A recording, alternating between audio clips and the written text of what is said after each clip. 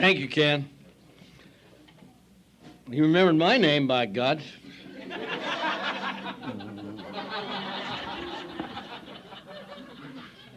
I'm grateful to be invited anywhere. Most of us feel that way when anybody invites us. They didn't used to invite us, remember? Whatever you do, don't come to the party. I'd say, why? Then they'd tell me. Warned you, I don't know if your life was like mine. Most of my life is hearsay. I spent most of my life saying, I did? Oh, I'm sorry. And until I married my wife, then it became hearsay.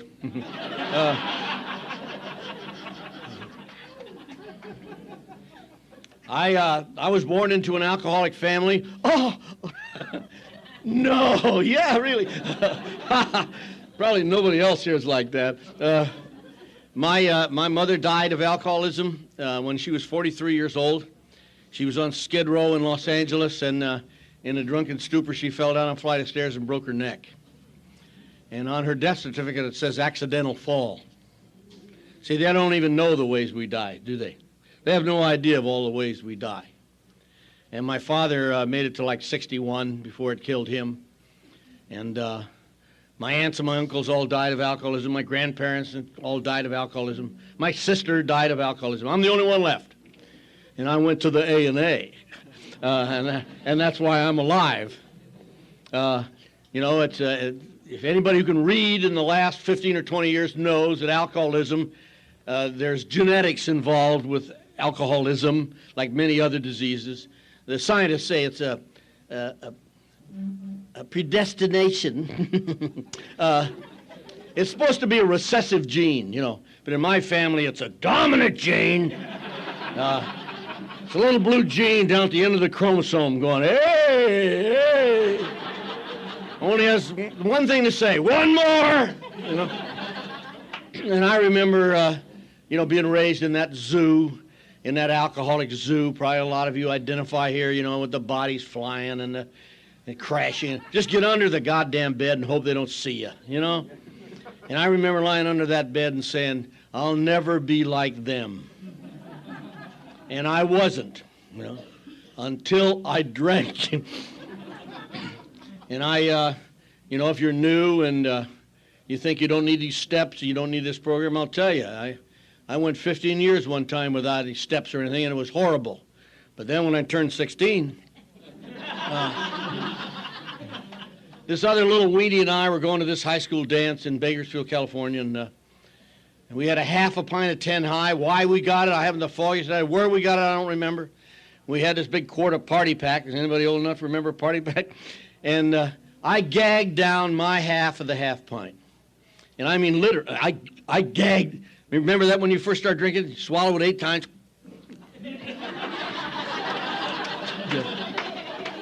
Anybody in their right mind go, oh, screw this. But I kept it down, and it did its magic, and I went to that high school dance, and I had the best time I ever had in my life. I was 4'11", weighed 89 pounds. 12 pounds of that was pimples. And, there were only 2 girls in the school I could dance with. They were small enough. But not that night, baby. That night I danced with all of them. Come on, baby, let's go. I didn't care where my face was.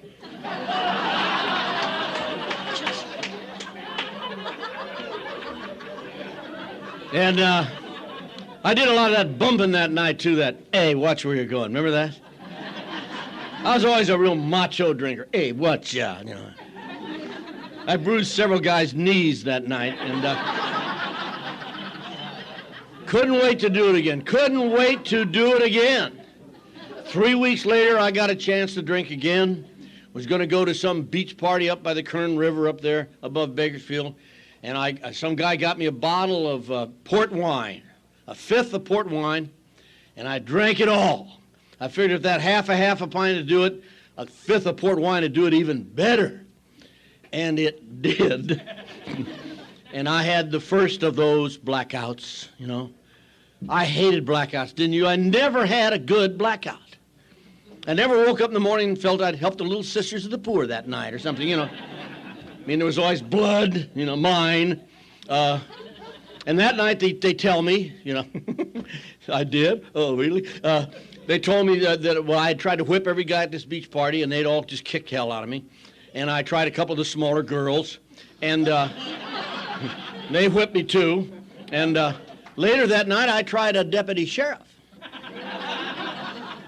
Hence, when I woke up the next morning, I was in jail, Kern County Jail, not a juvenile, 16 years old, beaten beyond recognition. Somebody had puked on my chest. And, I never caught that guy. If I ever find that SOB. Anyway, they're rattling the bars. You know how they wake up. A lot of guys' heads going, yeah. And I opened my, can you imagine the terror? I remember I was lying there, the blood and the lips all swollen, one eye shut, and, my teeth had gone through most of my lip. And I remember lying there all beaten and said, I'll never do that again. I never drank port wine again as long as I drank. And if you dozed off, you pretty much missed my drunken log. That's pretty much how I drank most of my life. Lots and lots and lots and lots and lots and lots of times I drank and I had fun. I love to say that in an AA meeting. All their eyes glaze over. They all go, yeah. You're the only people in the world that know what I'm talking about. Fun. No, don't say that in an Al-Anon meeting. Oh, no.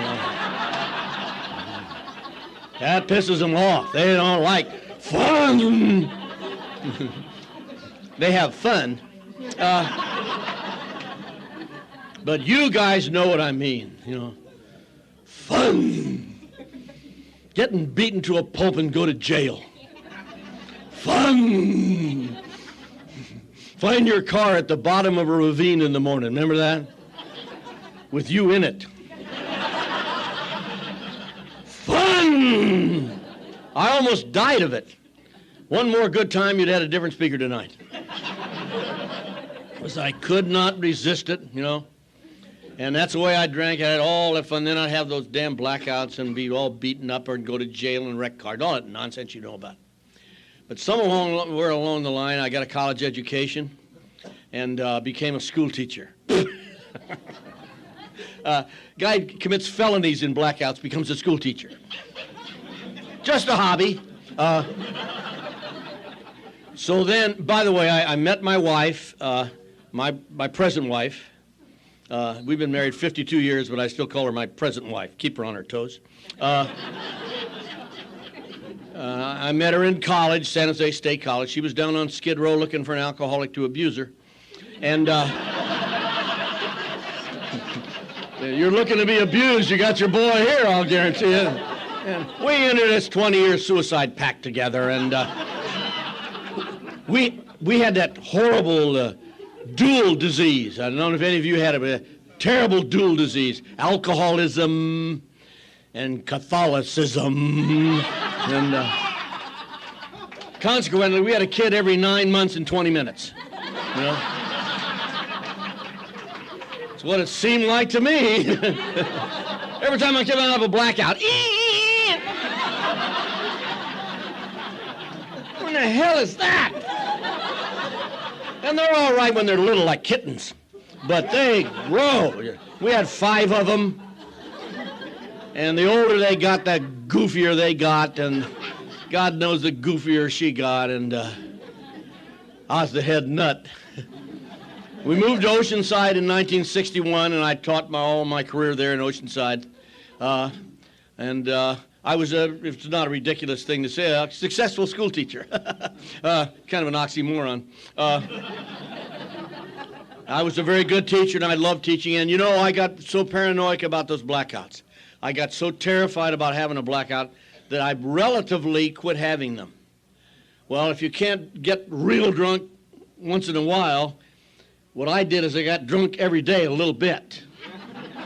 I drank every day the last, say, 10, 12 years of my drinking. I had to drink every day. It was necessary for me to drink in order to survive. I came to AA the first time. Ooh, time flies when you're having fun. I came to AA the first time in 1965. Most of you weren't born, I know. But I was a surfer dude in those days. And this other surfer dude and I got this surfboard shop down at the beach there in Oceanside. Guy donated this little building to us. It had been a bar and was all vandalized. He was just sitting on the property, to get rich, which he did. But anyway, we fixed this building up for this surf shop we were going to open and put windows in and painted it and got a refrigerator. 4 or 5 months later, we got some surfboards, too. And we had this chaise lounge chairs, 2 of them. Right, on the beach. I mean, on the water. Right at the end of the Strand there in Oceanside, if you've ever been there. And we became sunset connoisseurs, Woody and I. We used to measure sunsets by martinis. I used to say, looks like about an 8 tonight, Woody. Oh, the best one we ever had was a 15 martini sunset. Oh, you should, it was glorious. And the sun and Woody and I went right together. They found us in the morning with sunburned mouths. You remember that?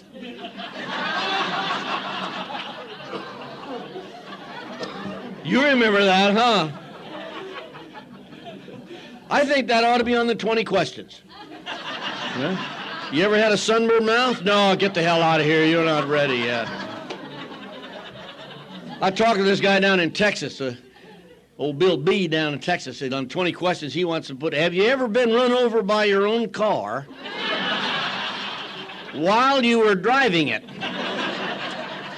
I've done that twice. But I went down in February of 1965, I went down to the shop to repair a board. Of course, it was winter, cold, we weren't open, and it was Sunday morning and I had a hangover.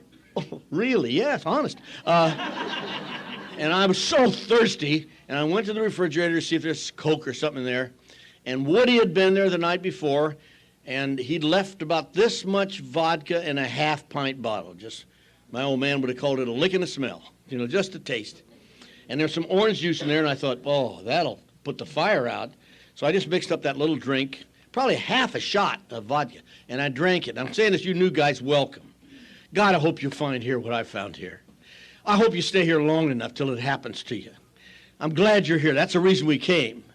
When had been talking a while, I said to my old sponsor, my late sponsor, Bill, God, I might have said the same damn story. He said, tell him your story and talk to the newcomer and shut up. Okay. He said shut up to me a lot. And anyway, that little bit of vodka just kind of like got in my system. You know how it'll do? And went around my system. Then it went and about 20 minutes later, see, my mind talked to me. My mind said, shame on you, Cliff, that was Woody's booze you drank.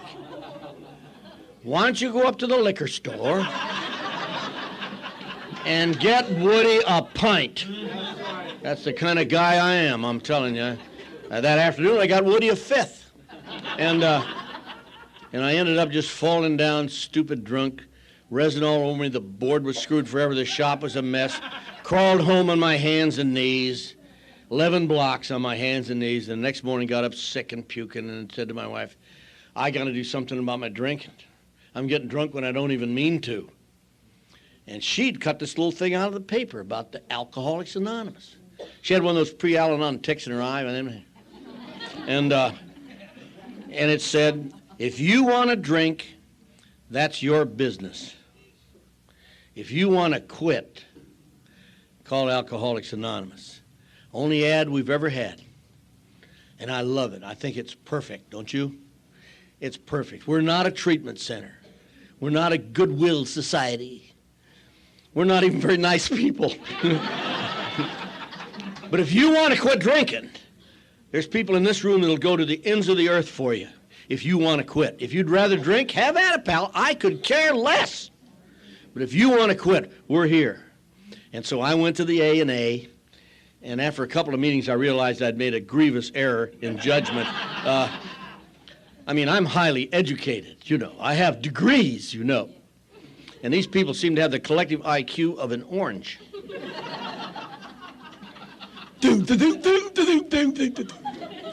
I tried to help them. You done that too, have you? Yeah. I was laying a little Nietzsche on him about the third night, and this guy said, "Hey, we keep it simple here." I said, "No shit." You could have fooled me, Hiram. So I quit AA. Really hurt him. And for the next 5 years, I was an AA loser. And I want to be sure if you're new here tonight, or you're dropping by tonight, or if one of your cards is in the basket tonight, it's very easy to be an AA loser. And I was a loser for 5 years. I used to drink for like 2 years and then come to AA for 30 days and then drink for a year and a half and come to AA for 40 days and sit there and smirk. I had the loser sneer. I love to go to jails and stuff, you know. Tell them your story, they're sitting there. They're locked up. Or they got wristbands on, they're going. I always want to say, "I'm going home, jerk." You know? But they don't let you do that. But I was a real, you know, because I was overeducated, pompous jerk. One time I came in the afternoon about 4 o'clock, and these guys quadro-stepped me. You ever been quadro-stepped? They just got on all four sides of me, these four guys. Just woo, woo, woo. Oh, I got the message that day. I levitated out of the building, as a matter of fact. I went over to my buddy Big John's house and pounded on the door, and John came to the door, and I said, "John, we're alcoholics and we have to go to AA." Big John said, "Oh, okay." Just missed it by 3 weeks. And he was a great big guy. Led him to the meeting that night and became his sponsor.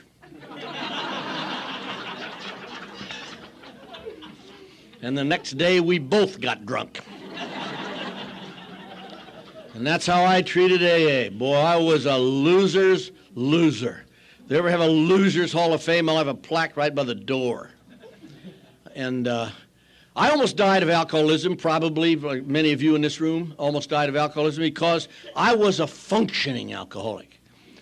My old man told me, if you eat breakfast and go to work, you're not an alcoholic. He never said a word about puking breakfast back up. You know what I mean?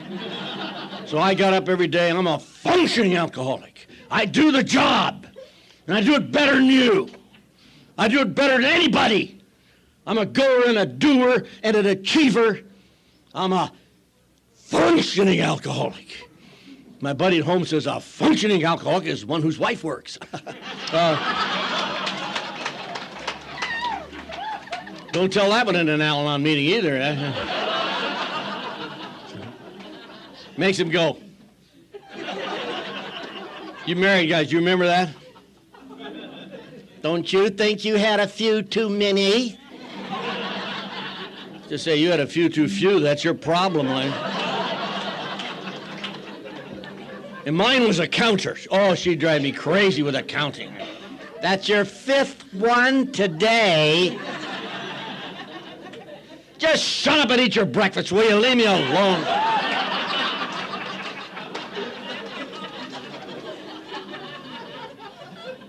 And so I always functioned out there in society, and I was dying of alcohol. We die, you know, we die of cirrhosis of the liver. We die of a bad heart from over drinking. We die from automobile accidents a lot. We die, we fall down a flight of stairs in a drunken stupor and break our neck. We die a lot of ways. And most of us that die, the experts, whoever the hell they are, say that 95 to 97% of us that die of the disease of alcohol are functioning alcoholics like me. Only 3 to 5% of us on Skid Row dying. And they can watch them die. And I just had kids and a wife and people watching me die. And I was, the week, if you're new, the week I came to Alcoholics Anonymous this time, I weighed 165 pounds. I had 4% body fat.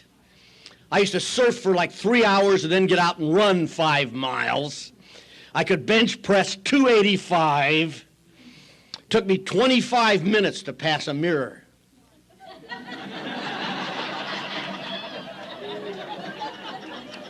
My daughters used to get money from me all the time. You know, I wouldn't have a shirt on most of the time. They'd run up and they'd say, "Oh, Daddy, V up, V up." They go, "Oh, can I have $10? Yeah, sure." You know. I was sober 2 years before I figured that out. So as you can see, AA is maybe twice the man I used to be. But I was in shape. My liver was gone, but I was in shape. I was one of the top 3 debate coaches in the United States.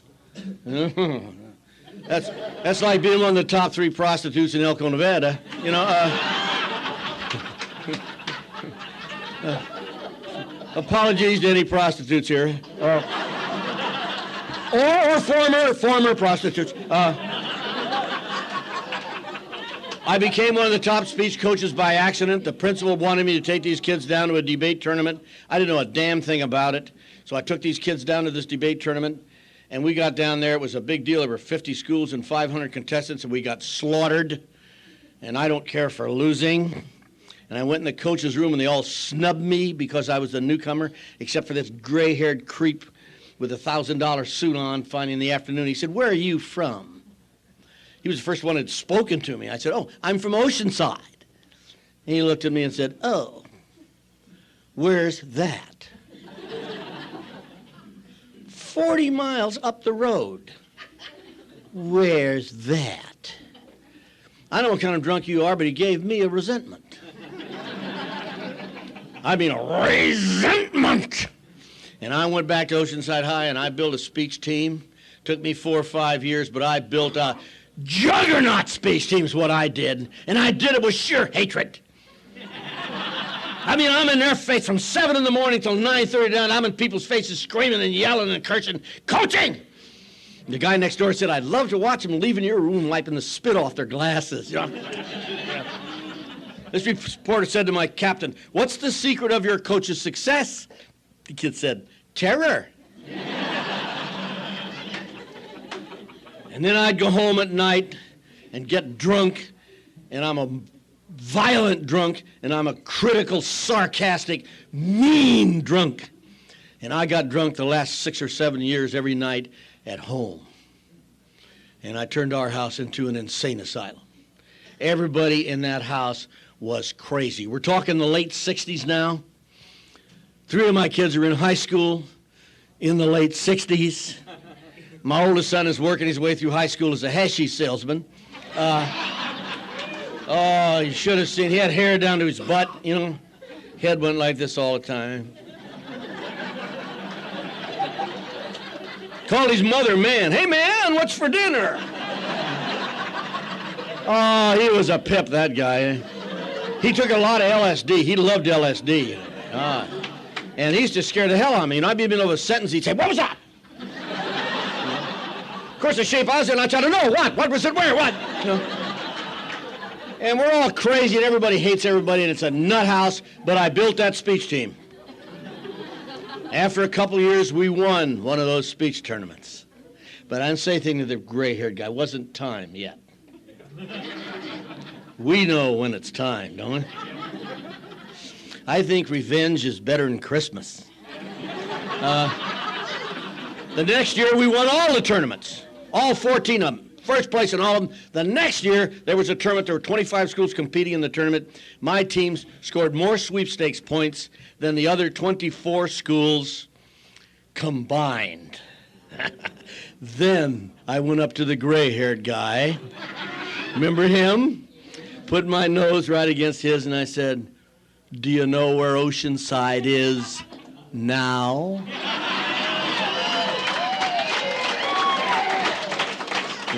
He just looked blank. He said, "What are you talking about?" I said, "Don't you remember 4 or 5 years ago, you said to me, 'Oceanside, where's that?'" He said, "We just moved here from Nebraska. I didn't know where it was."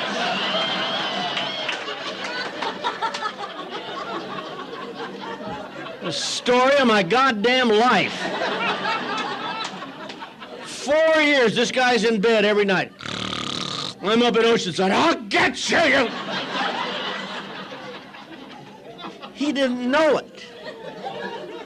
And right after that, my wife and I had one of our main events, which the neighbors have come to miss so much. Our neighbors never got television until after I got sober. They didn't need it, you know what I mean?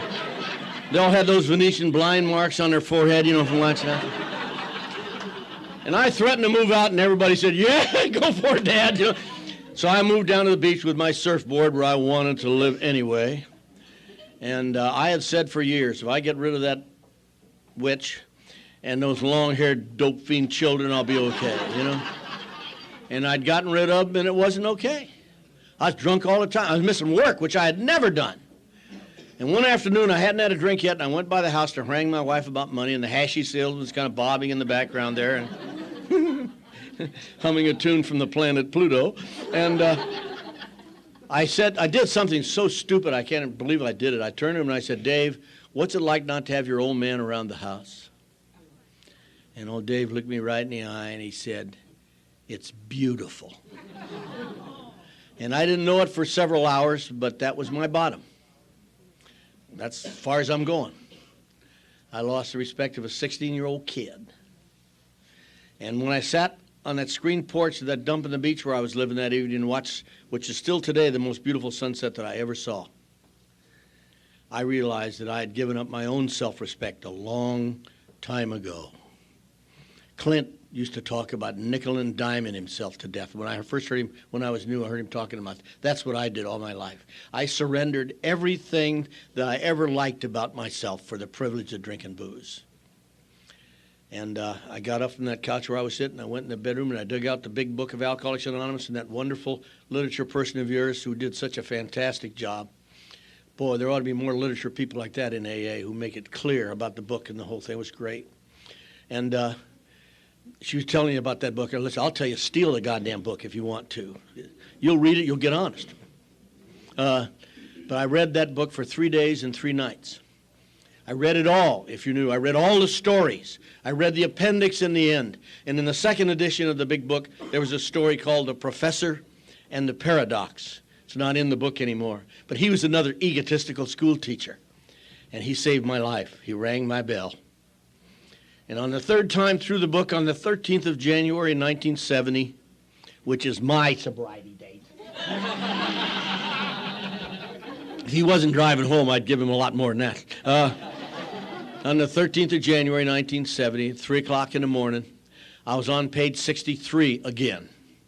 And if you're new, on page 63, there's a little prayer, and that prayer is step 3. I've always called it the formal terms of surrender.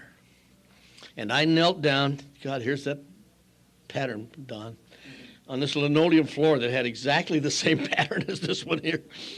They're about the same as clean, too. I knelt down on that linoleum floor in that dump in the beach where I was living, and I read that prayer in the book out loud to myself. I read, God, I offer myself to thee to build with me and to do with me as you will. Relieve me of the bondage of self.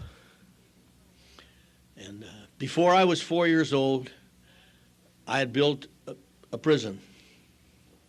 I don't know what the psychological reason for that was. I could surmise if you'd like me to. I guess I built a wall to keep you out. And all I ever did was build a prison to keep me in. And that's where I had lived all my life, in that prison. Peggy in Nebraska says, alcoholism is the only prison where the locks are on the inside.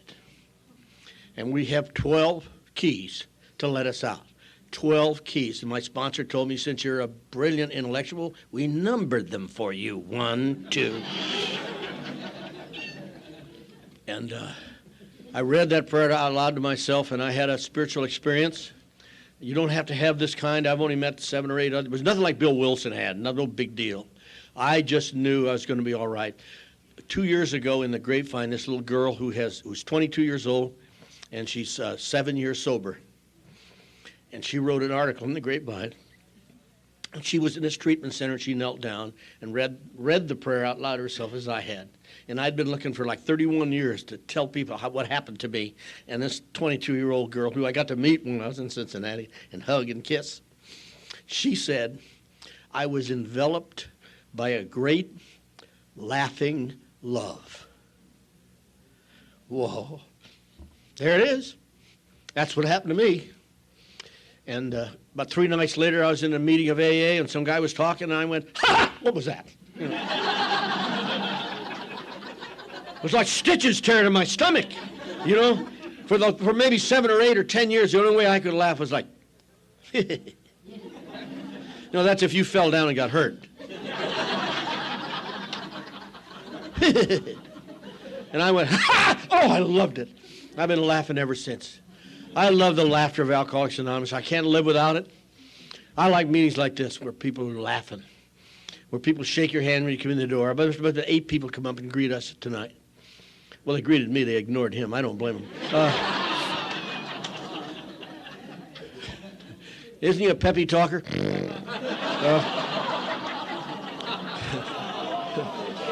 He's my best buddy. I can make fun of him if I want to. He and I have a lot in common. See, we sponsor all these young guys, these horny young guys, you know. And they all have relationship problems. I tell them, I've been married 52 years. What the hell do I know about a relationship? So Don and I talk about important things on these trips, like prostates and things like that. We both have little black books, but they're filled with doctors, you know.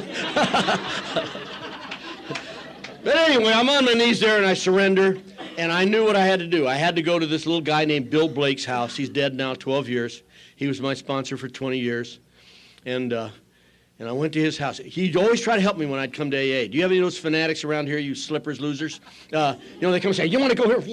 You know, don't try to help me. I'm smirking now. And so anyway, I went right to his house. He lived right around the corner from where I had been living. And I knocked on the door, and I told you what kind of loser I was. An arrogant, overeducated, pompous ass loser. And Margie, Bill's wife, opened the door and saw me on the porch. You new people, listen. I have never seen anyone so glad to see me in my life. Can you imagine? This loser. She went, oh, Cliff, in the house I go. Pours me a cup of coffee. Oh, this is wonderful. She said, Bill's been nuts lately. He's had nobody to work with. Oh, this is so great. And then Bill comes in, Cliff! Hey, Cliff! About a half an hour, I'm thinking, anything else I can do to help you folks out? Be glad to help any way I can. You know, they made me feel like Cliff's here. We can start AA now. You know. And 3 weeks later, I was in a newcomer meeting, and one of the other newcomers said to the leader, what the hell do you mean by this is a selfish program? When the guy asked the question, I knew the answer. See, I found it out the night I got here. They were glad for me. They'd been praying for me for 5 years. But Bill and Margie knew the great secret. You can't have it unless you give it away. You can't keep this thing unless you give it away.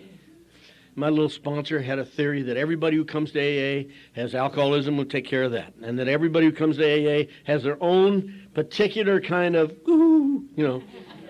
And we have the cure for it. He said the 12 steps are there's a wrench that fits every nut. That we can take care of individual things too. But he believed that everybody who comes to AA has some kind of a gift. Something you can do well that will make the program better. And I believe it. He made a believer out of me. I believe that to the marrow of my bones. That's what that little man taught me. He was the worst speaker in the history of AA. He used to say, I've talked everywhere at AA once. Oh, it was awful. Never got out of World War II. Oh, no, one time he bought a watch. And he was right in the middle of World War II, and the watch went ding, ding. He says, oh, then I got sober. But you put my sponsor Bill in the front seat of a car with a newcomer. He was magic. You could not escape him. He was absolute magic. He just couldn't do it up in front of people. He was the greatest. When he died, there were like 700 people came to the meeting we had for him. People from all over California and everywhere else. That little man had made such a difference in people's lives. I got to lead the meeting. I said, when we started, I said, how many of you here loved Bill? There's 700 hands shot in the air. I said, how many of you here had a resentment against Bill? 700 hands. Bill never had a resentment. He was a carrier. Nicest thing he said to me for the rest of his life was, shut up. I told him, I have degrees, you know. He says, so does a thermometer, you know, where they stick that sometimes. I thought the first step was, shut up and get in the car. No, after 32 years of sobriety and everything, I realize now that the first step is, shut up and get in the car. A guy I sponsor is a big shot stockbroker. And this company he was working for has been jiving him around. He felt like, and he was calling about every other day, swearing and cursing these rotten people he was working for, and I'm going to get them, and this guy stabbed, So all of a sudden, a couple of weeks ago, he called. He's real fun. How are you, Cliff? I said, boy, you sound good. What happened to you? He said, well, I decided to shut up and get in the car. You know?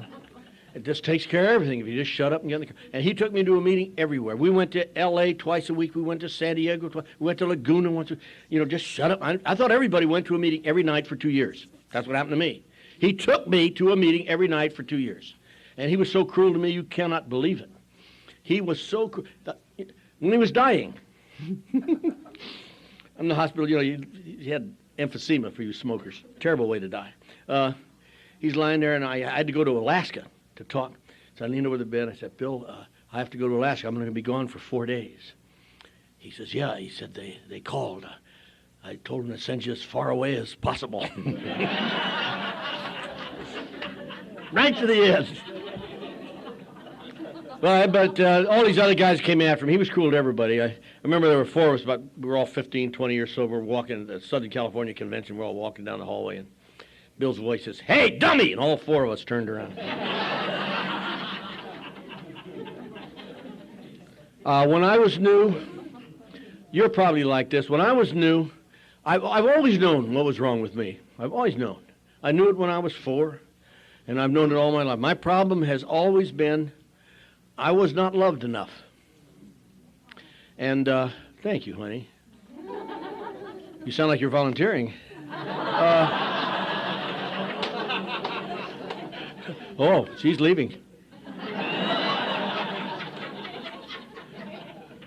That's something that went on, was it? I'm driving him out of here tonight. I was raised in that alcoholic family, and I never saw it all my life. A lot of people tried to love me. Certainly my wife did, and my kids, and a lot of my students and people through the years, but I never saw that. See, but my little sponsor knew what was the matter with me. He never told me. He never told me what was the matter with me because he knew I was too stupid or too brilliant. What's the difference? They're just as dead. He knew what my problem had always been. I never loved enough. I never loved at all. I didn't know how to start to learn to begin how to love. How can you learn to love when you live in that prison? So he did what every intelligent sponsor I know does. He made me take loving actions against my better judgment. He made me go and greet people like these people did with us here tonight. Hi there. I hated that because I'm a real snob.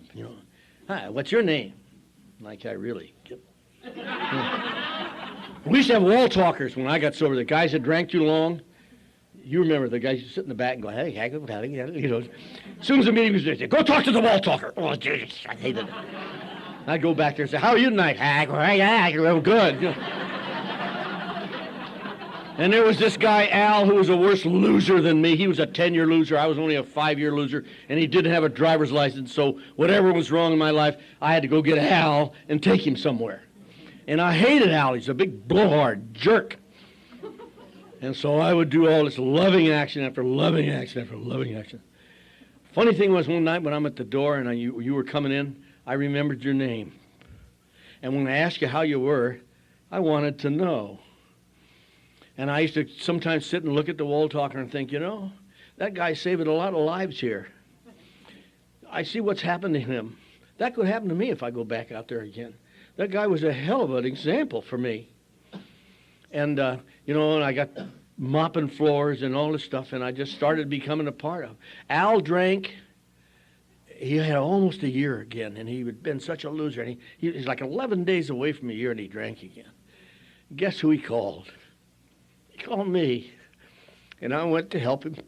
And we were on the couch. He was crying and carrying on. I said, come on, get a shower, Al. Come on, put your clothes on. We'll go to a meeting tonight. It's one day at a time, pal. Come on, one day at a time. You're going to go tonight. And before I knew what I was saying, it came out of my mouth. I said, I love you, Al. I knew it was true. I don't know if Al even heard me, but I knew it was true. I wanted Al to be sober as much as I want to be sober myself. And you new people here tonight, that's how we feel about you. We want you to be sober as much as we want to be sober ourselves, because if we don't get you sober, we may not stay sober either. See, that's the magic of this thing. If I try to give it to you and you don't get it, I'm still sober. So anyway, Al sobered up, and we became this dynamite 12-step team, Al and I. We'd 12-step the world. In those days, you used to get 3 and 4, 5 calls a week. And we used to do the good guy, bad guy, like cops. We always get in fist fights out in front. It's my turn to be the good guy. No, but we'd go in there, one guy would say, you gotta shut your mouth, quit your whining, get your ass to meeting. The other guy would say, never mind him. Come here, I want to talk.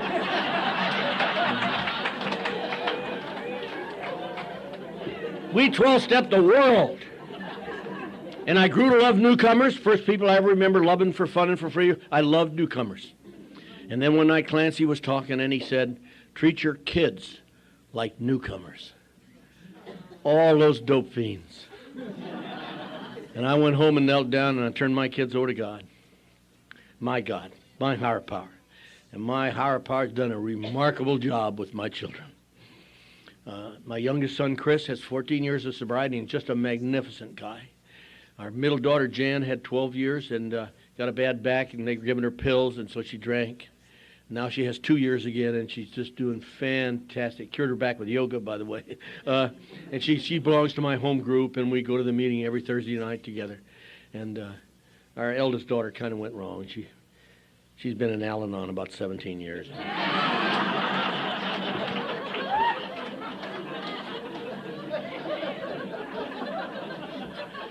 I like to tease Al-Anons, but I'm not an Al-Anon basher, I'll guarantee you that.